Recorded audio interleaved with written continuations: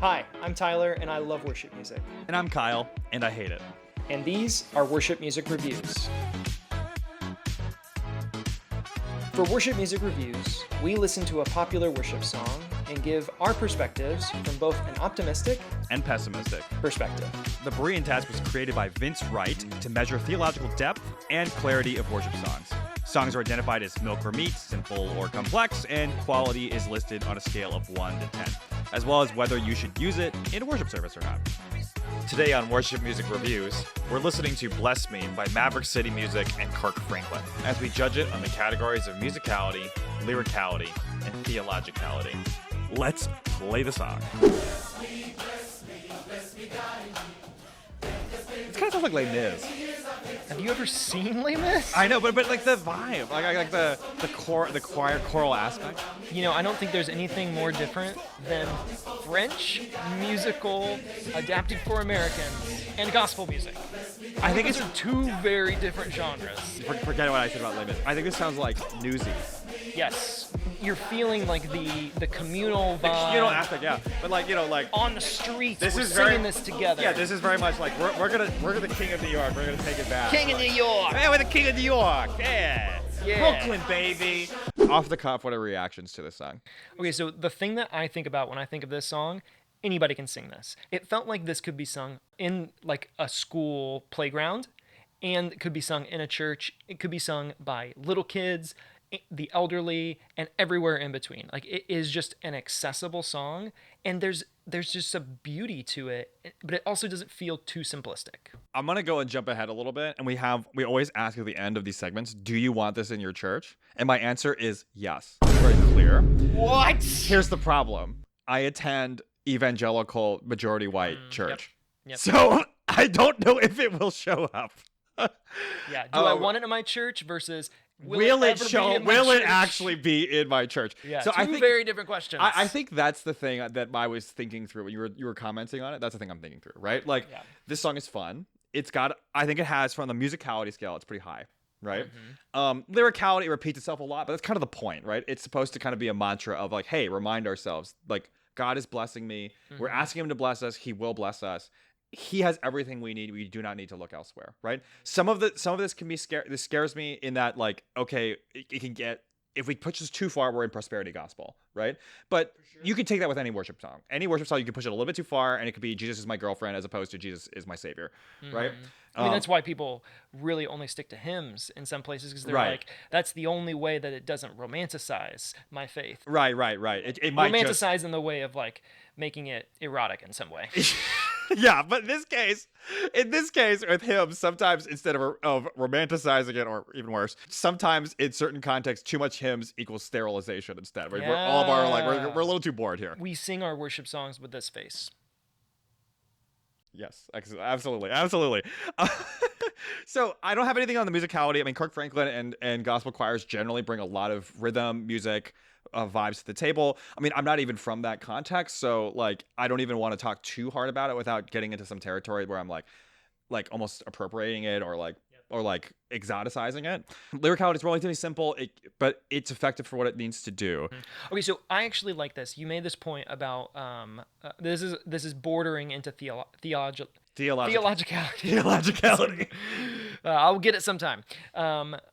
The emphasis on bless me so that I can be a blessing. Like, I don't see that in too many churches, especially in too many predominant evangelical churches, because I think there's a fear that goes into the thing that you're talking about, that they're going to move into prosperity gospel. So we can't say, God bless me, because we're afraid that it can be misconstrued as not so that I can be a blessing, but that so I can just have a blessing. Right. So we talk about theologicality. I do like that piece too, because yes, in a prosperity gospel, the reason that the prosperity gospel is just bless me, God, because I did something, right? Yeah. And therefore I deserve your love, and therefore I deserve your blessings. In this case, though, it's like, hey, God, bless me because I'm going to go and bless others, and you have everything we need, so I don't need to rely on anything else. So please just bless me because I am basically your humble servant. I like that it's relatively robust in that way, and it's a celebration and relatively fun.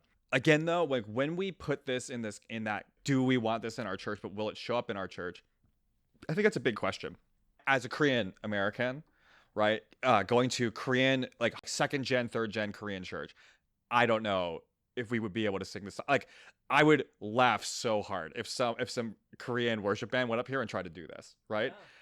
Actually, please, if you're a Korean worship band, please do not try. I don't think I don't think that would be appropriate. There's like a level of musicality and experience with the genre for you to be able to, that you need in order for you to do it well. Right. There's a cultural aspect here that's being brought to the table. I think it's really beautiful, but like for my Korean congregation or Korean church, how could they get some of the same elements of musicality, lyricality, theologicality and bring it to the table? I don't really know if there's like off the top of my head, if there's like a Asian American that makes them like the equivalent of Kirk Franklin, right? I don't think there is one. I think that might be a big piece of like why I couldn't even bring to my church, right? I'm wrestling with this song because of that. Like I like it as a celebration here, but a little bit different. I just love this song. It's great. I can't get over the Newsies aspect. I'm the king of New York. Dear God, make me the king of New York so I can bless Brooklyn. So I can bless New York. Yes, exactly. Okay. The final questions then. Does this pass the cultural test? Can this song be used unironically in a movie soundtrack? Depends on what kind of movie it is. I think it's on the border because I could see it being used ironically for sure. And I'm trying to construct what is the movie where you can use it unironically. Okay, so here's what I'm saying. Like, I think secular bands oftentimes will use a gospel choir to get a certain kind of sound, or even when it's not a religious song. And I think a song like this actually could fit into a movie when there is a deep transcendence or a deep experience with the divine, even if it's not the Christian God. Yeah. I could also see this in like a movie it's really old now for all the Gen Zers and below out there, but like I think of Will Smith in 7 Pounds. And like the Pursuit of Happiness. I wish I'd seen that. Or The Pursuit of Happiness. Or I saw that one too. Yeah, like a movie that's very much like this guy's trying to turn his life around, but he's a good guy. Like that's a lot of like what the Will Smith vibe was for that era of movies, and like now he's just get your name out of my... Okay, anyway. A slap in the face to his old persona. Slap in the face of Chris Rock.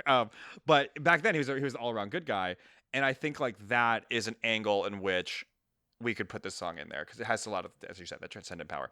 Okay, for the final pieces, do we think this song theologically is milk or meat? Because I think it touches on an area that we don't usually hear, at least in my context, I think it's actually closer to meat. Yeah, okay. I think if we were to go for the most stereotypical, like, meat, right? Like, I think like venison or, like, hard red meat, right?